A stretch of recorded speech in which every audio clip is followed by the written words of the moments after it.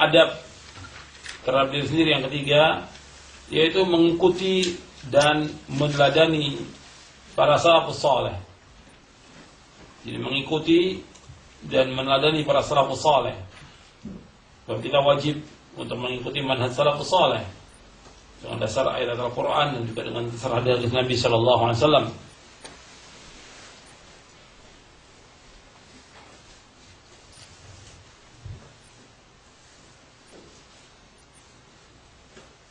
Dan pada daurah ke-12 itu pernah kita bahas. Daurah ke-12 pernah kita bahas tentang buku Mulia dengan Manhaj Salaf. Saya jelaskan tentang wajibnya kita mengikuti manhaj salaf. Dijelaskan oleh banyak ya para ulama yang menjelaskan kalau dalam hadis Nabi ayat Al-Quran banyak, kemudian juga hadis Nabi juga banyak. Saya sebutkan di buku Mulia dengan Manhaj Salaf itu ada 50 dalil tentang wajibnya mengikuti manhaj salaf. Itu 50 dalil. Di antaranya hadis Irbad bin Sariyah, dan sudah saya bawakan dalam beberapa kali daurah itu hadis Irbad bin Sariyah, yaitu fa innahu may ya'ish minkum ba'di fa yasara ikhtilafan katsira fa 'alaikum bi sunnati wa sunnati al-khulafa'il mahdiyyin ar-rasyidin tamassaku biha wa 'addu 'alaiha bin nawajidh wa iyyakum muhdatsatil umur fa inna kulla muhdatsatin bid'ah wa kullu bid'atin dhalalah. Dan hadis ini harus sering disampaikan. Dan pemahaman mengikuti manhaj salaf ini harus sering disampaikan karena banyaknya fitnah syubhat dan fitnah syahwat. Dan juga setan menggoda manusia supaya dia keluar dari shiratal mustaqim. Makanya harus terus diingatkan supaya tetap istiqamah dan manhaj yang hak. Nabi bersabda, barang siapa yang hidup di antara kalian sesudah wafatku akan melihat perselisihan yang banyak. Nabi sudah ingatkan akan terjadi perselisihan yang banyak, perpecahan yang banyak di tengah kaum umat Islam ini. Kemudian kata Nabi, hendaklah akan berpegang pada sunnahku, sunnah para khalifahku yang terpimpin dan lurus. Peganglah erat-erat dan gigitlah dengan geraham kalian. Dan jauhkan diri kalian dari setiap perkara-perkara yang baru, karena setiap yang baru adalah bid'ah dan setiap bid'ah adalah sesat. Hadis ini sahih. Dari Imam Ahmad, Abu Daud, Tirmidzi, Ibnu Majah, Darimi, Al-Baghawi dalam Syarah Sunnah dan Al-Hakim, disahihkan oleh Hakim dan disepakati oleh Imam Adz-Dzahabi. Hadis ini sahih, disahihkan oleh para ulama ahli hadis. Jadi hadis ini menjelaskan tentang terjadinya perpecahan dan perselisihan di tengah kaum muslimin. Maka kita wajib untuk mengikuti pemahaman salafus saleh. Wajib. Sebab Nabi sudah menyebutkan satu yang selamat, adalah kalian mengikuti sunnahku dan sunnah para khalifahku yang terpimpin dan lurus. Kata Nabi. Dan Nabi juga ketika menyebutkan umat ini akan terpecah menjadi 73 golongan, 72 masuk neraka. Kata Nabi satu yang masuk surga, yaitu al-jamaah. Dan berarti yang lain ma'ana alaihi wa ashabi, yaitu orang mengikuti aku dan para sahabatku.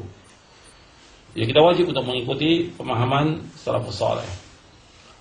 Bahkan dikatakan oleh Abdullah bin Mas'ud radhiyallahu anhu, barang siapa di antara kalian yang ingin meneladani, menjadikan contoh, hendaklah ia meneladani para sahabat Rasulullah SAW.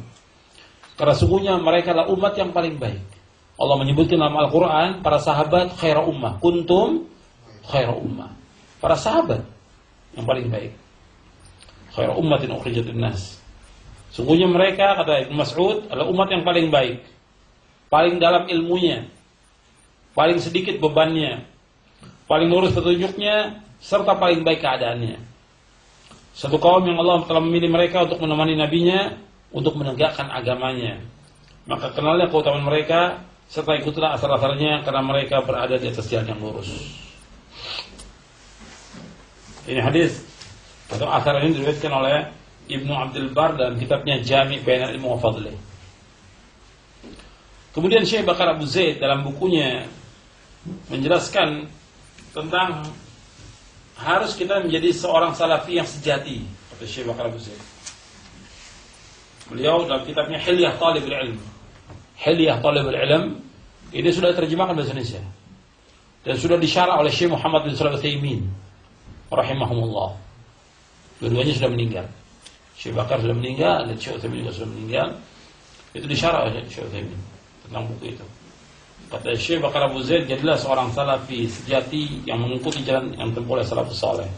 Dia seorang talibul ilm, beliau menasihati harus menjadi salafi sejati.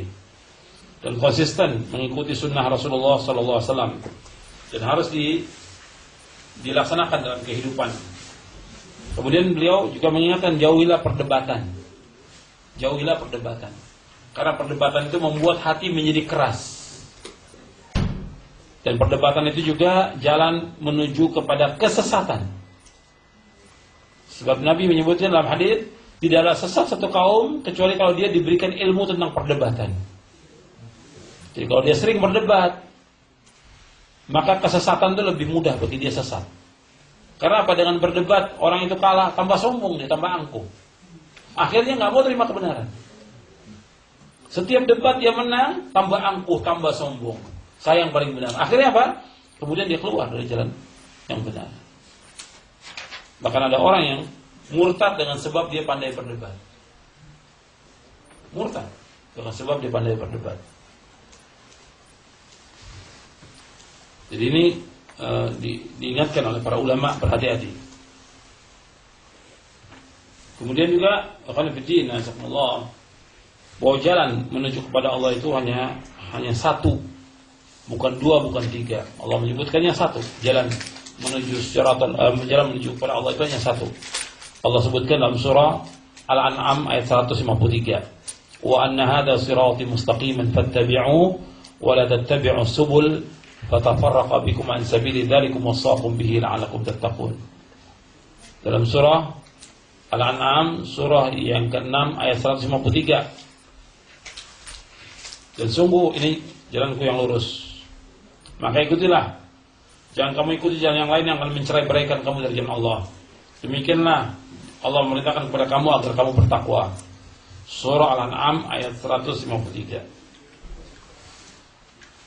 Kemudian ikhwan fillah, jazakumullah, kalau ada orang yang bertanya kepada kita, kenapa kita wajib mengikuti pemahaman salaf? Seperti tadi jawabannya, karena kita ingin masuk surga. Kalau orang tanya kenapa kita menuntut ilmu, kenapa kita mengadakan daurah untuk thalabul ilmi, karena kita ingin masuk surga. Menuntut ilmu jalan ke surga.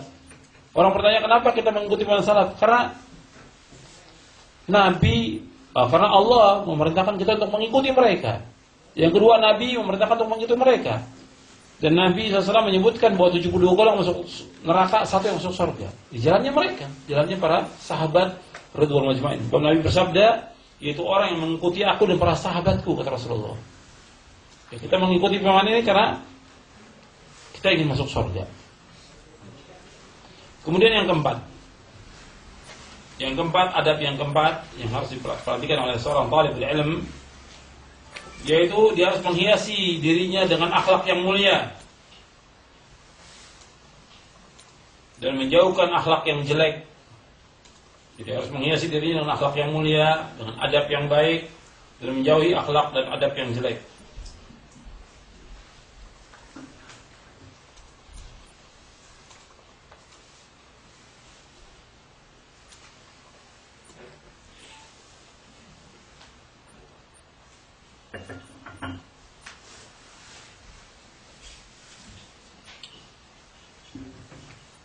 Tentang akhlak yang mulia, adab yang mulia, ini dianjurkan oleh Rasulullah SAW.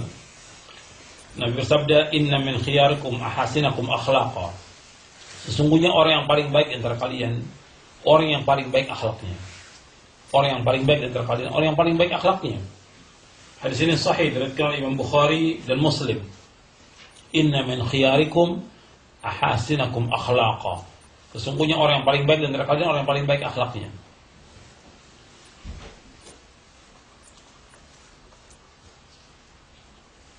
Jadi akhlak sesama kaum muslimin ini harus perhatikan. Nanti ada akhlak juga kepada orang kafir, tapi yang kita utamakan akhlak sesama kaum mukminin lebih dahulu. Harus punya akhlak yang mulia.